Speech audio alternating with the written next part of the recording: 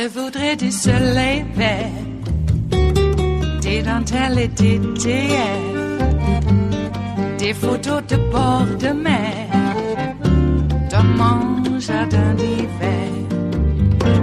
Je voudrais de la lumière, comme en Nouvelle-Angleterre.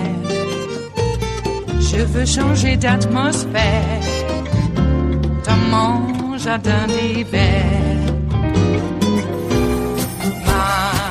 Ma fleur sous la pluie de novembre, tes mains qui courent, je n'en peux plus de t'attendre. Les années passent, qu'il est loin, là je tombe. Nul ne peut nous entendre. Je voudrais du Fred Astaire, revoir un latte. Well, Republicans will be able to ask questions of witnesses and call their own. Who is it in the public hearings that Republicans want to hear from? Well, Margaret, that's not true. If you read what the resolution says, now Adam Schiff controls the time, and now they've written it. Democrats are in the majority. That is the way being in the majority works. Isn't that what you would do?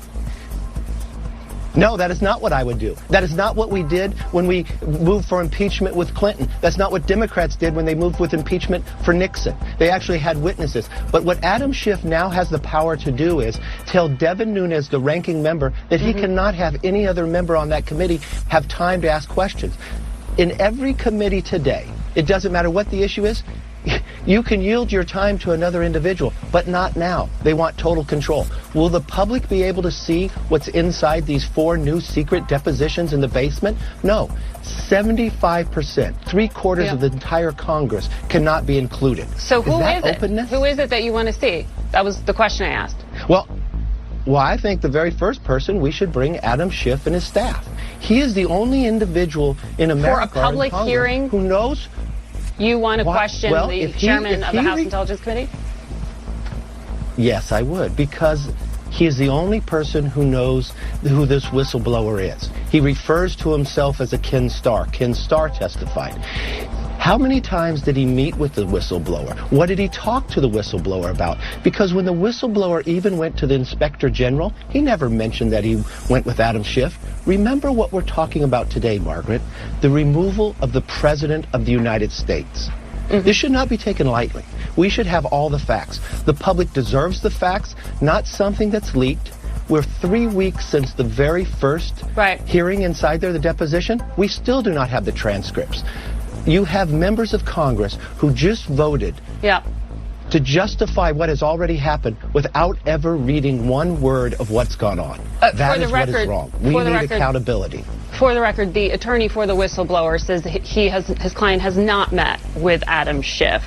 A member of the committee did talk to the whistleblower about procedural matters. But I spoke to the whistleblower's attorney just last night, Mark Zaid, and he told me that an offer has been made, and this is new, to Republicans to answer questions directly put to the whistleblower by Republicans, not going through the Democratic-controlled committee, but to answer them in writing, under oath, under penalty of perjury. What is your response to that offer? Well, Margaret, I have never received that offer, and I'm the lead Republican in the House. It was submitted to Devin Nunes, who is the ranking member on House Intelligence. Well, when was it submitted to him? Because Devin had not told me about that prior to today. Well, Devin's in California, so let's see how they submitted. But first of all, we are talking about the removal of the President of the United States. Just as the Speaker of the House said in March, it has to be so compelling, so overwhelming and bipartisan.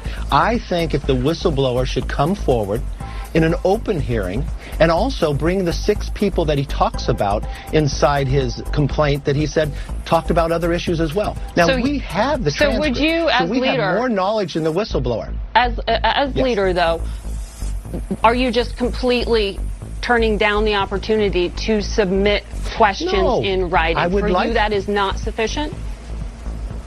No. as an American, and that everybody should know and have accountability, you're talking about the removal of the presidency. We watched Adam Schiff lie to the American public that he did not know who the whistleblower was. So you are open to it? I'm just not clear on that. To the first offer of answering questions through writing, but then if Republicans submit their own questions directly, are you open to that? Because it would bypass Adam Schiff.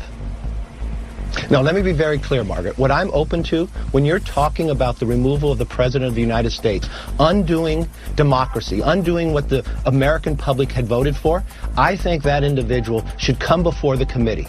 He could come down to the basement, but he needs to answer the questions. We need an openness that people understand this. Remember what you're asking.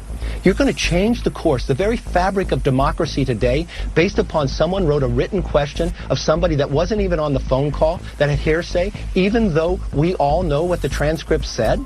Well, Mike Pence would become president. It wouldn't undo the election results. If the president were removed, Mike Pence would become president. Margaret, you're really saying today, on national television, that somebody who was not on the phone call, that you have the transcripts of the phone call, no big deal, just remove the President of the United States over a phone call? No, I'm just saying that it wouldn't undo the election. It would put the vice president in the commander-in-chief spot. No.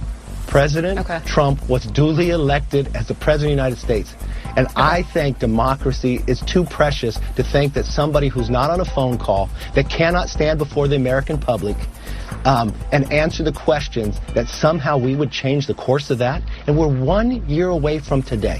What are they so afraid of? What do they have to hide? Why wouldn't they release one item? If you are a jury member, you have to look at all the information. You don't just get the prosecutor to give you one line from an opening statement. You get cross-examinations. You get a due process. None of that is happening here today.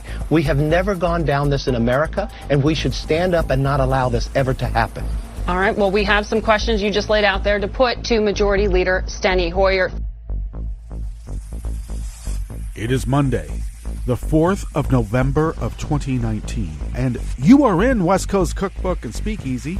I am your chef de cuisine, Justice Putnam, and our daily special is River City Hash Mondays.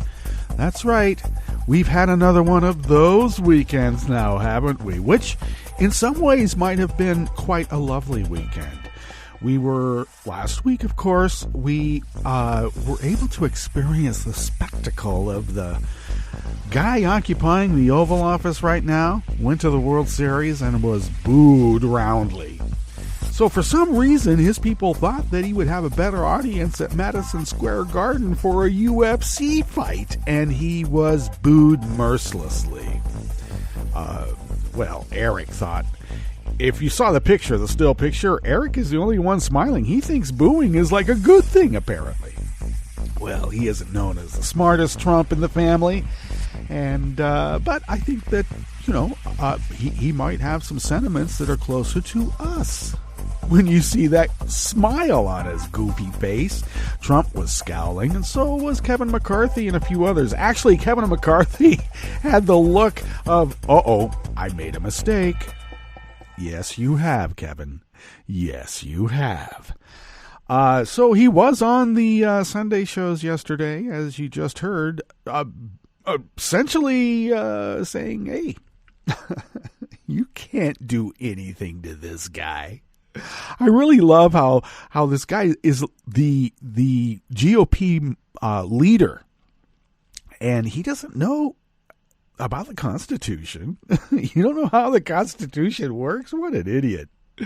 And that this has never happened in our country before. I remember a Ken Starr report. It was quite voluminous. And I remember closed-door hearings and meetings and things like that.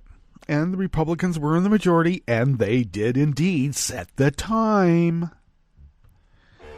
Yes, well, elections have consequences. Even when you have Russian help and they don't help enough, you don't get to keep your office. I just love the look on their faces. Like, wait a second, we were supposed to lose in 2018. We had it in the bag. Well, Kevin, you get to have questions of any witness. You can have your counsel ask those questions as it should be done. Adam Schiff is the head of that committee. He can set the rules. And I think that they've given a little bit too much to the executive, but that's just my opinion. I know that Adam Schiff and the rest want to have a fair proceeding. But fair is a dubious term when you deal with a person like Bill Barr, for instance, who is promulgating conspiracy theories. You know, we used to talk about crazy-ass conspiracy-minded people as being the Alex Joneses of the world. Now they are the Bill Barrs. Because he is not only in the seat of power, he controls a vast law enforcement agency that has worldwide reach. And he is going to our allies to try to get our allies to run a smear campaign on our intelligence and law enforcement agencies. And our allies are wondering, what the hell is going on? And everybody said, don't worry about Bill Barr. He's an institutionalist. He'll keep Trump's excesses in check. Well, he was checking Trump's excesses, and he's said, hey, those aren't excesses. You should listen to me. Boy. So there are certain people, some have construed that as Devin Nunes's aide or his embed in the Oval Office, who has put himself into the ear of Trump. But I think that Bill Barr has quite a place there as well. Jeez. Yeah, he's an institutionalist, an Opus Dei institutionalist. So when all is said and done, it's not just Trump. You know, Kevin McCarthy was right. You impeach Trump, it's going to destroy our government. Well, the government that you have put in place, because it's not quite a government. It's acting. It has a lot of acting types there, but it's not a government as we know it. In a representative democracy, of course. Because it won't only just be Trump. You know, Pence is going to go down, and of course Bill Barr is too. So the idea of President Nancy Pelosi doesn't sound so bad. It never has, actually. But I guess Hillary did win now, didn't she? And no wonder everybody wants her to shut up. They cannot stand, even our side. Jeez. Well, I wouldn't say, yes, our side, because there are some on our side that for some reason think that Hillary is a liability, like they think Obama is. What is up with that? Obama was, I gotta tell you, not only the greatest president of our lifetimes, but he might be up there in the pantheon of the greats, period. He is not Bill Clinton. You don't need to run from Barack Obama. They're running from Barack Obama like they're running from Hillary. And the reason they ran from Hillary is because she has been damaged. She has been the woman who was raped. She is dirty. We can't have her in polite society. She has been damaged. She's been beat to hell. Look at her. We can't even look at her. It reminds us of all of the abuse that she took, and we didn't stand up for her. Just like we do with every woman who has been raped and beat to hell. Hide them away. Blame them somehow for their predicament.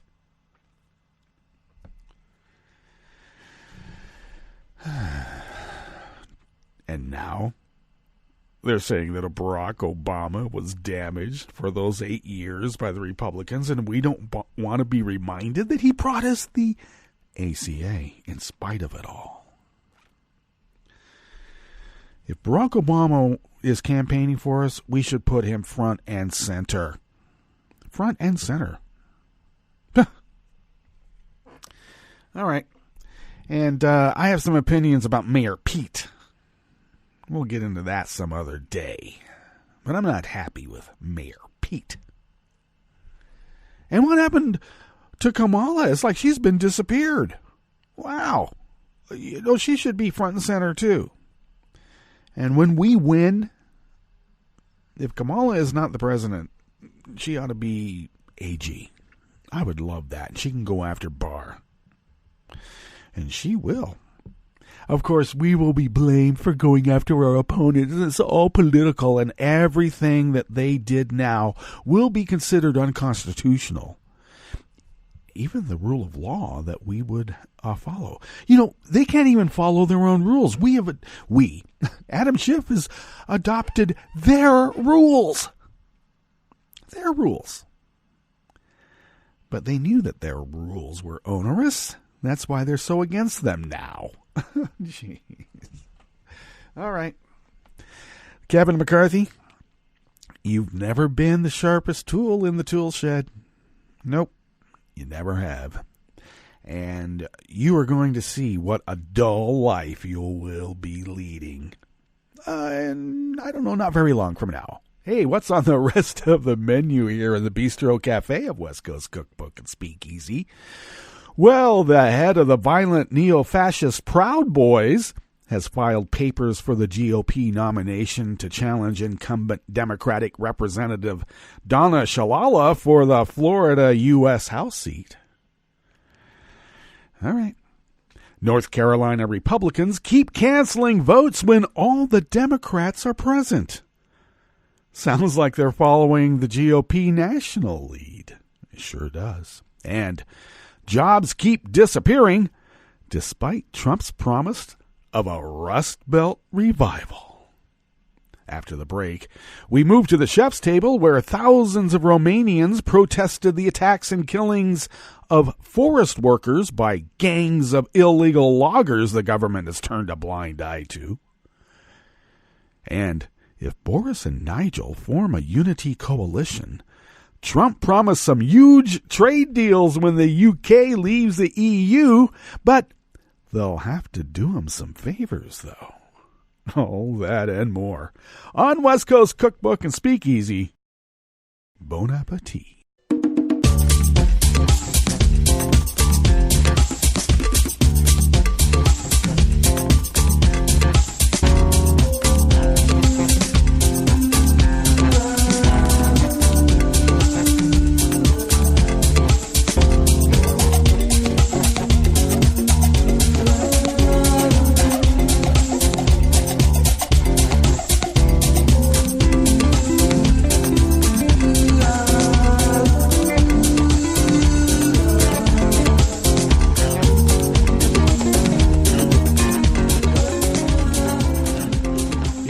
Go to the bottom of our homepage at netrootsradio.com. To the rightish of the page is our chat room link, monitored by Kelly Lincoln, and we thank you, Kelly. And for all the other things that you do for the station, we thank you very much for doing all of that.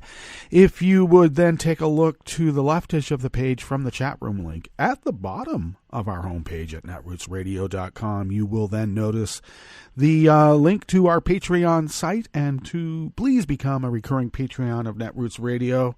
I know it's the wrong time of year to be asking for money, but we are. In fact, we ask for it all year round because we're a powerhouse of resistance and we're only able to be so because of your generosity. We don't get Soros money. We don't get any money from the big whoever they are. The deep pockets, not them, but we are able to sustain ourselves from what you are able to send our way and also what comes out of our own pockets. So thank you for your generosity. There's stuff coming down the pike I'm going to have to talk to you about, even above and beyond just machinery that wears out. Okay, thank you for your generosity. If you would like to follow Netroots Radio on Twitter, it is so simple. Just go to @NetrootsRadio. Tom takes care of that. And he does a lot of other things for the station, too. Boy, thank you, Tom. Let's see. I take care of @JusticePutnam. I post the show notes and links diary on Daily Codes about 10 minutes before showtime. And if you would also like to follow the show on Twitter, do so at Cookbook West. And pick up podcasts, though, I got to tell you, just a second. Pick up podcasts by way of Spreaker, Stitcher, TuneIn, iHeart, YouTube, iTunes. really wherever podcasts can be found. But the originator of our podcast is out of Spreaker. And we're having a bit of problems. All of our team members are having a problem getting our shows loaded up onto Spreaker. And we have a ticket out with them right now. Unfortunately, they're on European time. Thank you very much. So we may not have a podcast posted for today unless something jiggles loose and we're able to get it. I keep getting what's known as a network error, and I don't know what that means. So we do have an email and a ticket in place, but they're on European time, and they should be closing in just a couple of hours or less. Thank you very much. So keep a lookout for that, and we'll keep you apprised on social media about what's up. Indeed.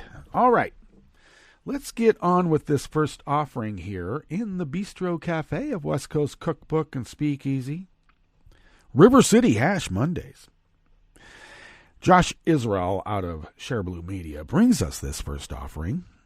The chair of the violent white nationalist-linked Proud Boys has registered with the Federal Election Commission as a 2020 GOP congressional candidate. GOP. Enrique Tarrio, who served nearly a year in federal prison for his role in a plot to resell stolen medical supplies, will seek the Republican nomination to take on Representative Donna Shalala, Democrat of Florida. You know, the former education secretary. Quite a difference in the spectrum of, shall we say, civic service. Enrique, part of the Proud Boys, are an infamous group of self-described Western chauvinists with a history of repeated acts of violence. Local law enforcement officials have described them as an extremist group with ties to white nationalism, except for the police types that are in the Proud Boys. They don't describe themselves as that. Oh, no. It's the liberals and the anti-fascists who are the real fascists and racists. Just ask a Proud Boy. They'll tell you. And if you don't believe them, they make sure you do. And let's see. The Southern Poverty Law Center has designated the Proud Boys as a hate group, citing their anti-Muslim and misogynistic rhetoric. Tarrio, who, according to the Washington Post, describes himself as Afro-Cuban, became national chair last year, and he has denied that the group is racist. Because if you can't be racist if you're not totally white. You've never heard of racism, have you? If you're like, it just doesn't exist in people of color anywhere. Okay. And he said, I'm not a white supremacist. I'm not an extremist. I'm just a regular dude. Yeah, regular dude who had to spend a whole year in federal prison for selling stolen medical supplies. What kind of regular dude does that? Just curious. Well, he has a hateful history of social media posts, has repeatedly been kicked off of Twitter, and once after threatening to target undocumented immigrants. That was when he got kicked off of Twitter. He was an attendee at the infamous 2017 Unite the Right White Supremacist March where Heather Heyer was killed. And he is an associate of Roger Stone and was photographed sitting behind Trump at a February rally. Well, sounds to me like he's the perfect GOP candidate now.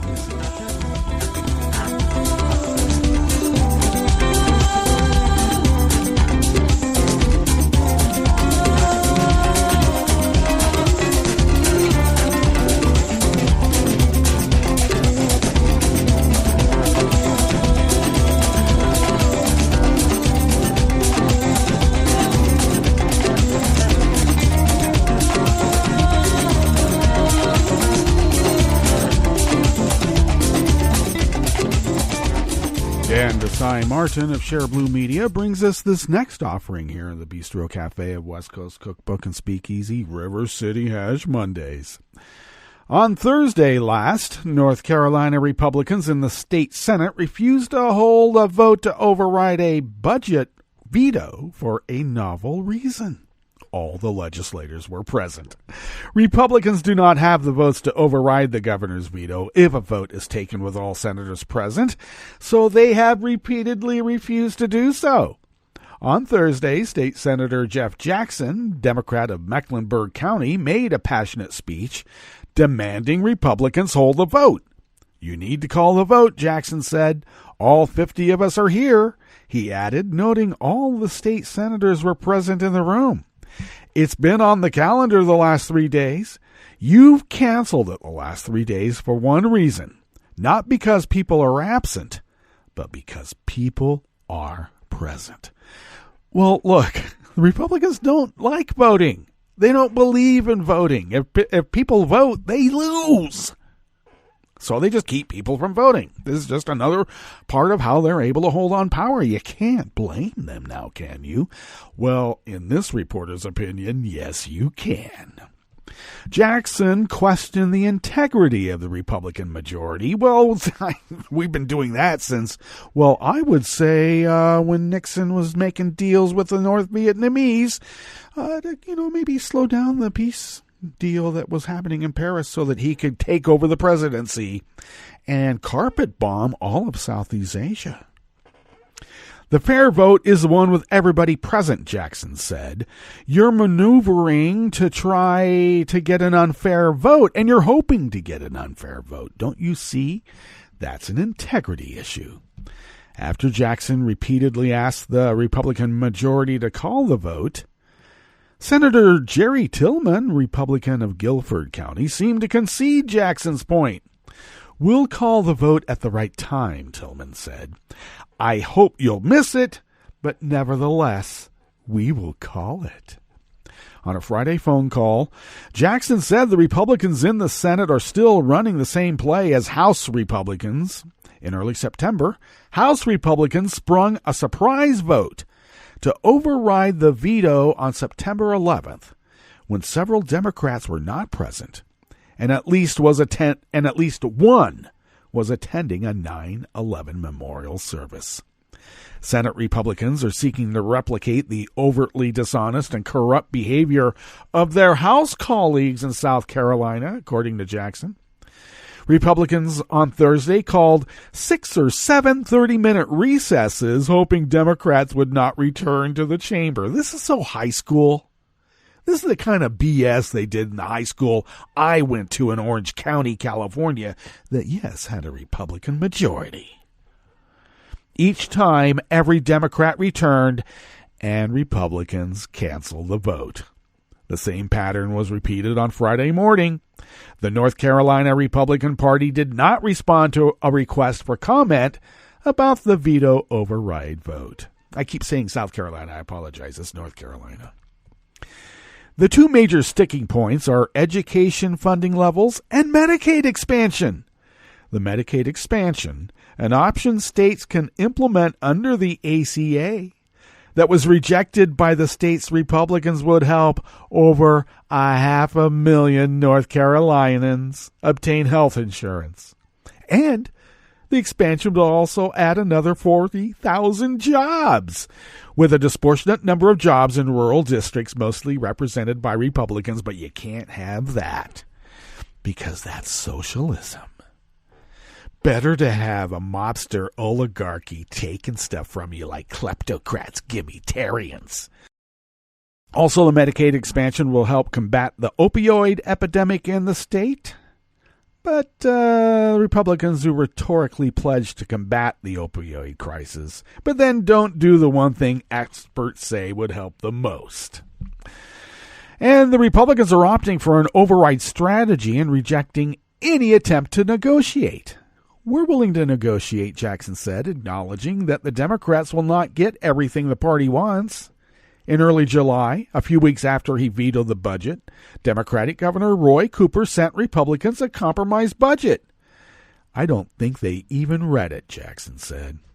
The underhanded way the House overrode the veto has only led to increased entrenchment by both political parties, Jackson lamented.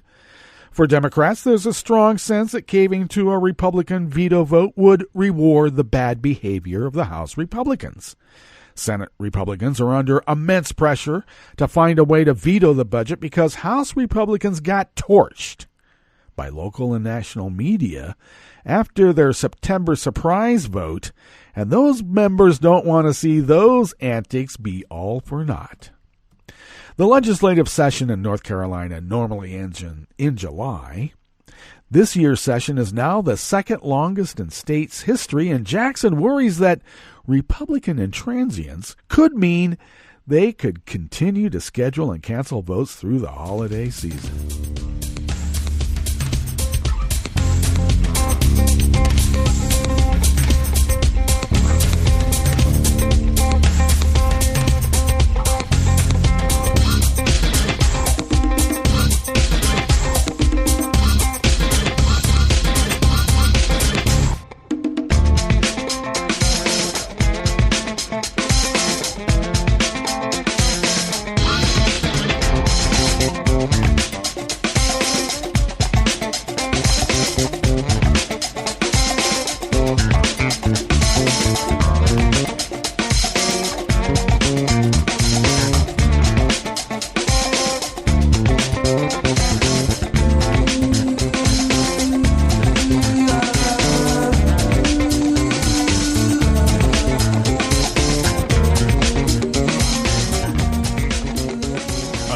Worker bees from the Associated Press bring us this final offering here in the Bistro Cafe of West Coast Cookbook and Speakeasy.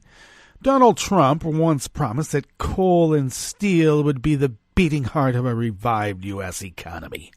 A nostalgic vision that helped carry him to victory 3 years ago in the industrial Midwest. But a year away from Election Day, that promised renaissance is not materializing, and both sectors are faltering in ways that are painfully familiar and politically significant.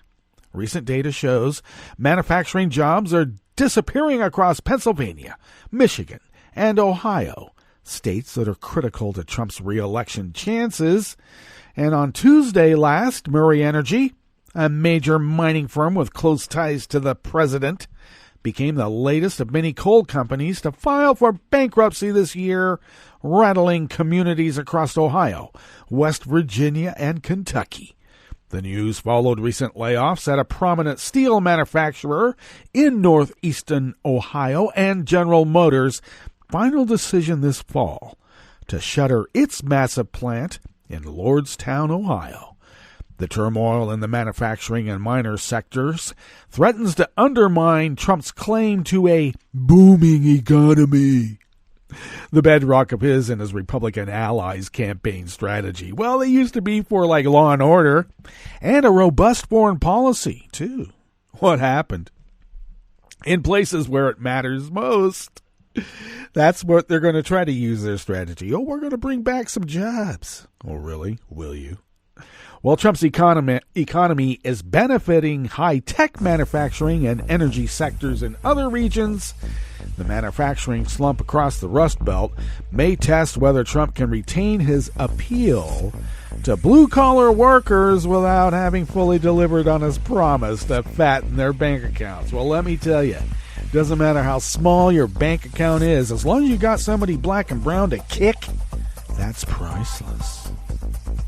Well, we better get to our break, and when we get back from that break, you know that we're going to go through weather from around the world, and you know that we're going to finish up with the stories that we have curated for you today. You are listening to West Coast Cookbook and Speakeasy, and we will be right back. You are listening to netrootsradio.com. Please hang up and try again.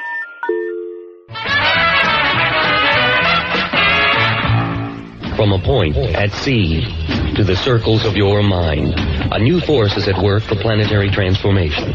New radio for a new Earth.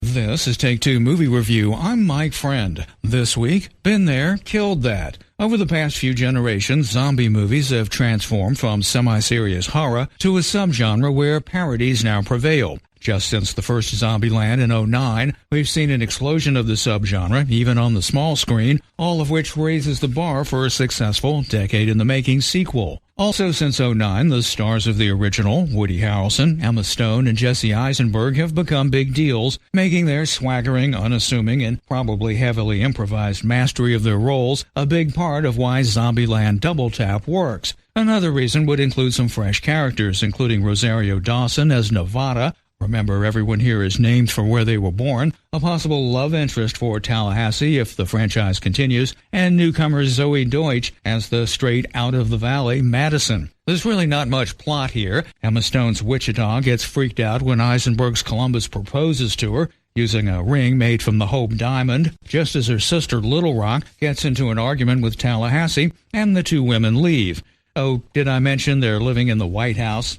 At any rate, Tallahassee, Wichita, Columbus, and the newfound Madison take off to find Little Rock, who they've heard is headed to Graceland with a hippie named Berkeley. Hijinks and super zombies, nicknamed T-800s, ensue until a final battle at a commune called Babylon, which is maybe a little too similar to the battle at the end of the first one. But thanks to a snappy script, easygoing acting, and a few hilarious new touches, Zombieland Double Tap is a must-see for those who dug the first one, and nearly that if you didn't. There's little you won't get by jumping in now. And make sure you stay through the credits. This has been Take Two Movie Review. I'm Mike Friend. Catch up with us at Take2MovieReview.com and feed us back on our page on YouTube.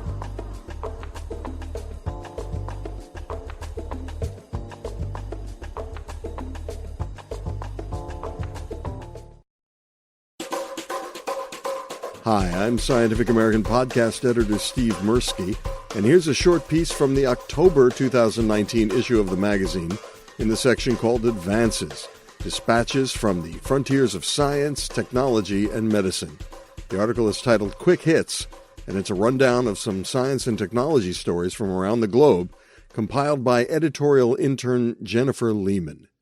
From India, wildlife biologists found that adolescent male Asian elephants, usually solitary, are forming large all-male herds, possibly to help them survive in human-dominated areas.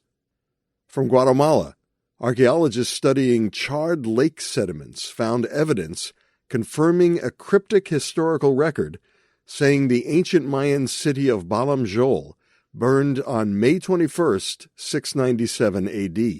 The research indicates it was an act of war, which included civilian as well as military targets. From Hong Kong, Hong Kong's government revealed plans to build an artificial island to alleviate the nation's housing crisis, but that triggered concerns from activists and residents about nearby marine ecosystems. From Papua New Guinea, the government of Papua New Guinea aims to build more than 3,700 miles of roads through its rugged landscape by 2022, which a team of scientists cautioned could impact species across the country.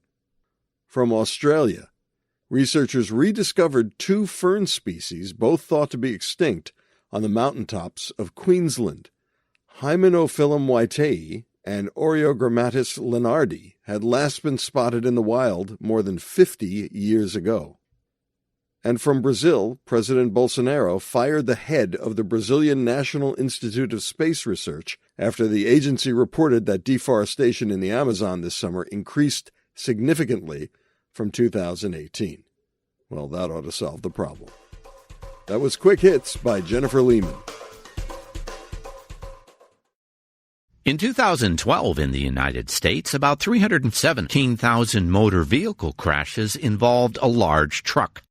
26,000 truck drivers and their passengers were injured in these crashes, and about 700 died. Trucker safety requires an alert, buckled-up, experienced driver with a reliable vehicle and a strong employer safety program. Seatbelts are the most effective way to prevent an injury or death in a motor vehicle crash, but in 2013, 1 in 6 drivers of large trucks didn't use their seatbelts. Employers can help truck drivers stay safe by committing to driver safety programs at the highest level of leadership, establishing and enforcing driver safety policies, including requiring everyone in the truck to buckle up, and addressing factors that contribute to crashes, such as drowsy and distracted driving. To learn more, visit cdc.gov/vital signs. I'm probably okay to have one more drink before I drive home. I'm probably okay. I open the window to stay alert. Probably okay. I just popped some gum in my mouth. Step out of the car, please. I probably made a mistake. Probably okay isn't okay when it comes to drinking and driving. If you see a warning sign, stop and call a cab, a car, or a friend. Buzzed driving is drunk driving. A message brought to you by NHTSA and the Ad Council.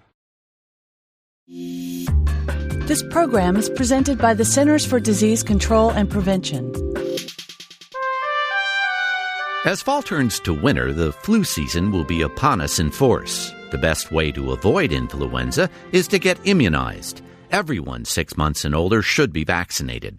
Those at increased risk for flu complications include children under the age of 5 and adults 65 and older, people with chronic health problems such as heart disease, asthma, and diabetes, and pregnant women. To get your annual flu vaccine, see your healthcare provider or go to a pharmacy, grocery store, or clinic in your area. If you get influenza, talk with your healthcare provider right away about antiviral medication. Thank you for joining us on A Minute of Health with CDC. For the most accurate health information, visit www.cdc.gov or call 1-800-CDC-INFO. Hi, it's Tom. Could we humbly suggest your donation to netrootsradio.com? All we've got to run this 24-hour powerhouse of progressive resistance radio is what comes out of our own wallets. And you are our biggest donor. And it doesn't take much, $3, $5. Just go to the bottom of our netrootsradio.com page and hit our secure donate button. Heck, you can even make a recurring contribution.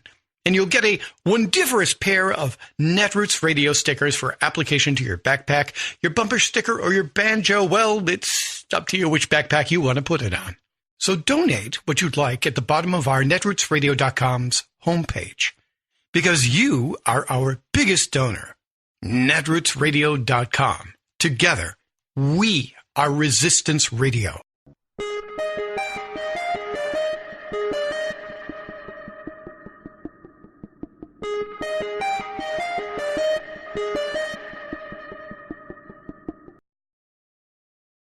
Is the right to vote being gutted in America? I'm Bill Newman, and this is the Civil Liberties Minute. Let's begin by considering as an object lesson the recently announced voter purge in Georgia, where 300,000 names will be struck from the voter rolls, which is huge, 4% of all voters, in a state where the 2018 governor's race, Brian Kemp versus Stacey Abrams, was decided by 1.4%. The Georgia Secretary of State's office claims that this purging of the voter rolls is, quote, a routine process, but experience teaches that wholesale voter purges result in active voters being deleted, with the highest impact being on young people and communities of color. Taking a meat cleaver to an issue that requires a scalpel is wrong, and, as the advocacy group Fair Fight Action, founded by Stacey Abrams, asserts, voters should not be thrown off the rolls because they chose not to vote in 2 elections. The Supreme Court, 5-4, recently has given the green light to these state voter purges, as well as democracy-killing partisan gerrymandering, and the court has gutted the Voting Rights Act as well. In sum, powerful institutions, the executive, legislative, and judicial branches far too often are marching in lockstep to undermine the essential pillar of democracy, voting. The Civil Liberties Minute is made possible by the ACLU because freedom can't protect itself. I'm Rick Smith, and this is Labor History in 2. Got milk? If you lived in Neilsville, Wisconsin, the answer might have been no. And on this day in labor history, the year was 1933. Wisconsin was known as the dairy state. In the 1930s, it was the largest producer of milk in the country. The price of milk fell during the Great Depression, and farmers received a smaller percentage of the proceeds. A cooperative group of dairy farmers objected to the low prices set by the larger dairy plants. farmers who produced milk for bottling remained solvent. However, farmers who produced milk for cheese, butter, and other dairy products were driven into poverty. Some dairy farmers banded together and decided not to sell milk unless a previously agreed upon price was met. They were vastly outnumbered, as many farmers sold at the reduced price. The strikers resorted to roadblocks to prevent delivery to the manufacturers. If a truck driver refused to turn back, the strikers forcibly dumped the milk at the roadside. Sometimes the strikers tainted the delivered milk with kerosene or oil. They also targeted creameries, causing damage to 7 during the strike. The state tried to break up the roadblocks or use convoys to escort trucks. Non-striking farmers attempted to deliver milk via railways, but some rail lines were also blocked by strikers. The October to November strike was the third in a series of milk strikes in Wisconsin. Thousands of gallons of milk were dumped. A 60-year-old farmer was killed at a picket line in one Wisconsin town. In all, farmers lost $10 million during the strike. No milk today, it seems a common sight, but people passing by don't know the reason why. How could they know just what this message means? The end of my hopes, the end of all my dreams. Like what you hear? Check out more at laborhistoryin2.com. Behind the door where my love reigns. This is Solidarity News on Radio Labour. This is a Radio Labour report recorded on Monday, November 4th, 2019. I'm Mark Boulanger. There are about 150 million victims of child labor in the world. Almost half of those children are engaged in work that is dirty, dangerous, and degrading. Many work long hours, operate heavy machinery, work underground, or are forced to work underwater. Approximately 4 million children are employed in forced labor, which includes debt bondage, slavery, and commercial sexual exploitation. Worldwide, unions, governments, civil society groups, and business have been working to eradicate at least the worst forms of child labor. The labor movement says more must be done to protect our children. And it will take more than demonstrations, protests, government programs, or business initiatives. It may take poetry. Here is Malaysian artist Nazreen Mohammed. A child is a tiny human being who has not begun to rely on coffee for Monday mornings. A child is someone who still only sees lines and colors in their drawing books and not in people. A child is someone who is far more likely to spot animals amongst clouds and wonder, how do ants actually eat? A child is a container of curiosity and wonder, a ball of energy that travels through space-time, stopping only when it's nap time. But the tiny ones can sometimes be a bit too noisy when they're upset, emitting sounds that can pierce through concrete walls. But still, a child is wonderful. A child is innocent. A child is a blessing to the world. And when a child meets another child, they do not merely become children. They become playmates and creators who can conjure up worlds and adventures with nothing but Lego bricks and a few dried up twigs. A child is a peculiar being that can trip, fall, and start crying, but in a swift moment, get back up and walk on laughing. A child is everything we aim to keep and cherish. Now that I've told you what a child is, can we talk about what a child isn't? A child is not a farmer who plows and harvests 7 days a week, only to never have tasted the produce made from their toil and labor. A child is not the guarantor of their parents' debt, indebted into slavery only to say, we worked from 6 in the morning to 6 in the evening, but why do we still not have food? A child is not some object to be bought and traded into the dens of monsters paying mere dollars for their sexual perversions. A child is not cheap and disposable labor for you to use and abuse with little fear of retaliation because nobody taught them their rights and freedom. A child is not a vending machine on legs made to maneuver around vehicles on the highway just to make pennies by the end of the day. A child is not a foot soldier to be ordered to hate, instructed to shoot on sight, and they themselves will be dehumanized. A child is supposed to have a childhood. Do you agree with me? But then, why are we making progress, but that progress is still too slow? Why can we aim to reach Mars, but not to every child who needs us? Why don't we do everything right when we already know? We need to buy fair trade. We need to check where our clothes are made. We need to not ignore the children we see on the streets. We need to fight for the children who have been taught not to speak. A child may be born into a family, but it does take a whole village to raise a child, as they say. And I know that you did not need this whole poem to tell you what a child is, but it does take a whole movement to free every boy and every girl, free from being exploited for their labor, free from being exploited for their innocence. It takes a whole movement to give them what they deserve, a proper education and a future where they're allowed to be the best that they can be. So let me ask you this for the children: will you be in this movement with me? And that's it. International labor news you can use.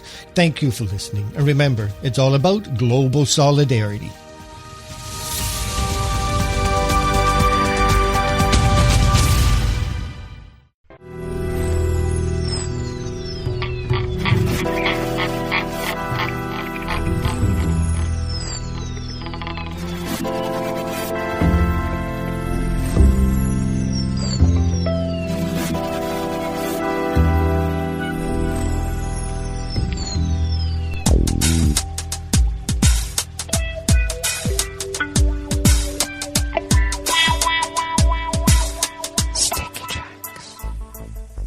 Thank you for accompanying us here to the chef's table at West Coast Cookbook and Speakeasy River City Hash Mondays. We always begin weather from around the world along the banks of the Rogue River and the Rogue River Valley of Southern Oregon on the west coast of the continental United States of America, where it is currently 38 degrees Fahrenheit. We weren't supposed to get that cold. How dare you? Though we are expected to have a high of about 74 to 75 today. And then for the rest of the week, we should be in the upper 60s, low 70s. Overnight lows should be in the mid 40s, but we'll see how that turns out. Sunny conditions will prevail. Winds will be light and variable all day and all night.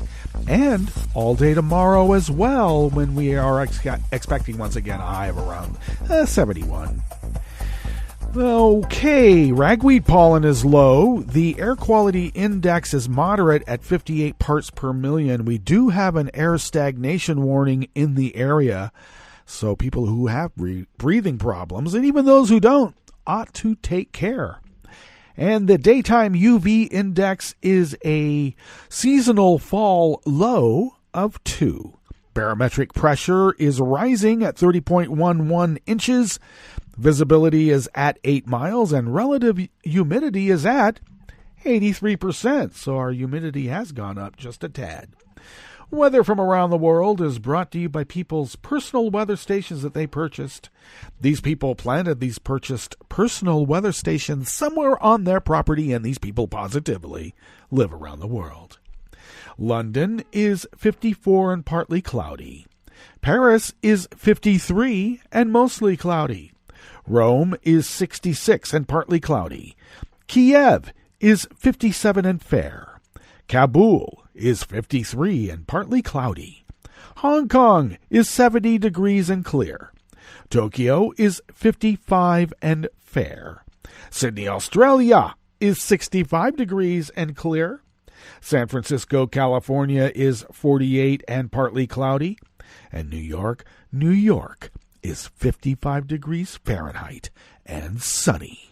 And that is weather from around the world, brought to you by people's personal weather stations that they purchased.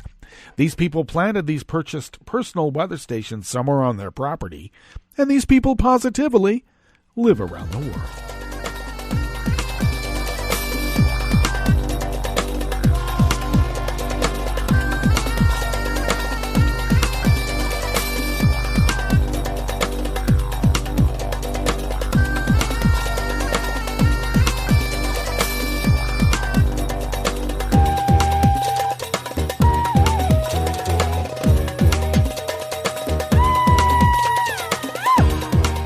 Anonymous worker bees at Reuters bring us this first amuse-bouche here at the chef's table at West Coast Cookbook and Speakeasy.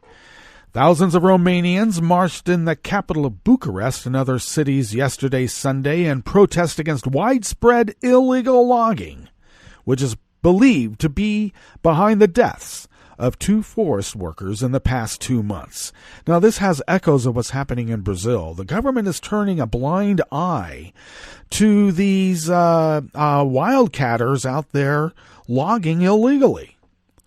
In downtown Bucharest, an estimated 4,000 people marched toward the Water and Forest Ministry, banging drums and chanting, "Our forest is not your commodity," and chanted "thieves" over and over and over and over and over. The protests, organized by Greenpeace Romania and other environmental groups, demanded thorough criminal investigations into the deaths and attacks against forest workers, as well as immediate upgrades to the country's automated logging tracking system and tighter legislation. The Silva Trade Union Federation says 6 foresters have been killed in recent years, while another 650 forest workers have been beaten, attacked with axes or knives, or even shot at after catching illegal loggers in the act. They include Radu Gorsaria, who was found dead in his car with head wounds on September 12th near a forest in Isa County in eastern Romania, and Liviu Pavel Pop, who was shot dead on October 16th in the northwestern Maramureș County. Police are still investigating both deaths. Romania, which is home to some of Europe's last remaining virgin forests and diverse wildlife, is losing an estimated 3 to 9 hectares of forest per hour due to illegal logging. Smaller marches took place in other Romanian cities yesterday, with protesters carrying signs which said "Climate Emergency" and "Save the Forest."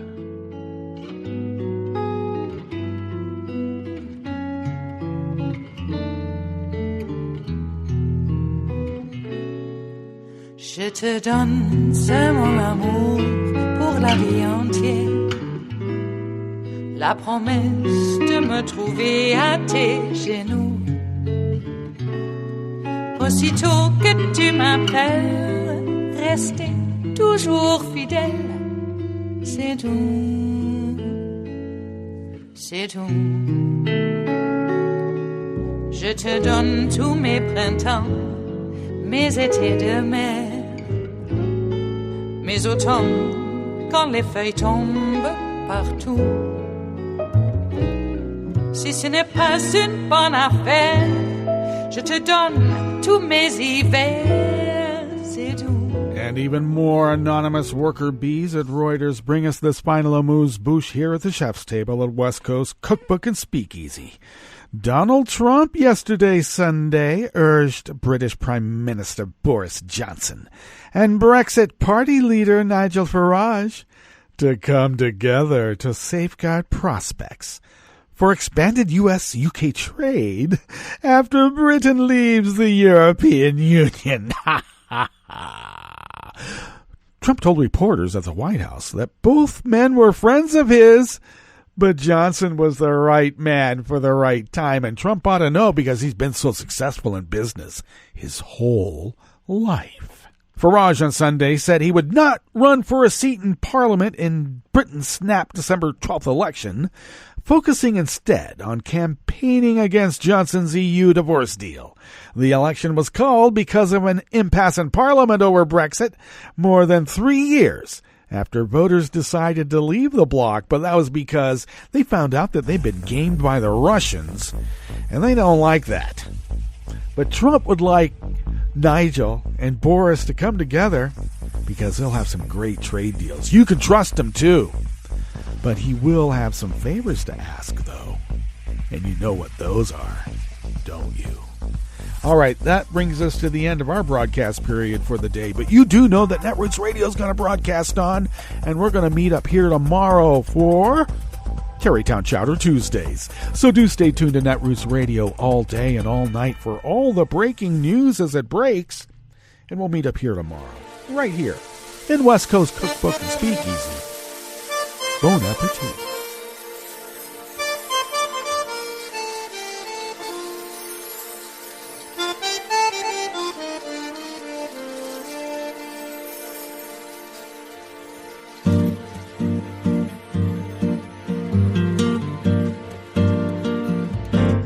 Je voudrais du soleil vert, des dentelles et des théières, des photos de bord de mer, dans mon jardin d'hiver. Je voudrais de la lumière, comme en Nouvelle-Angleterre. Je veux changer d'atmosphère, dans mon jardin d'hiver. Robe à fleurs, sous la pluie de novembre, tes mains qui courent, je n'en peux plus de t'attendre. Les années passent, il est loin, là je tombe.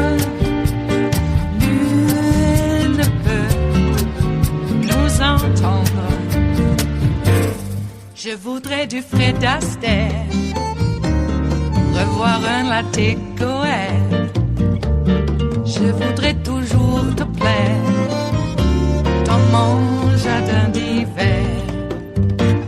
Je veux déjeuner par terre, comme au long de golfe clair.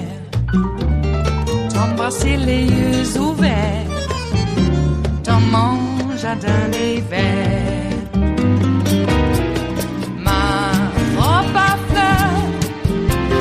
Pluie de novembre, tes mains qui courent, je n'en peux plus de t'attendre.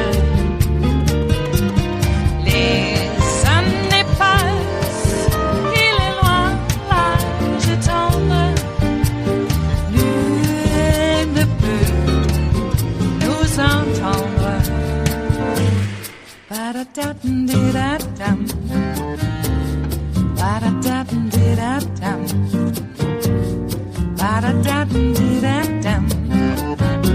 Dans mon jardin d'hiver. Ba-da-da-dum-di-da-dum. Ba-da-da-dum-di-da-dum. Ba-da-da-dum-di-da-dum. Dans mon jardin d'hiver.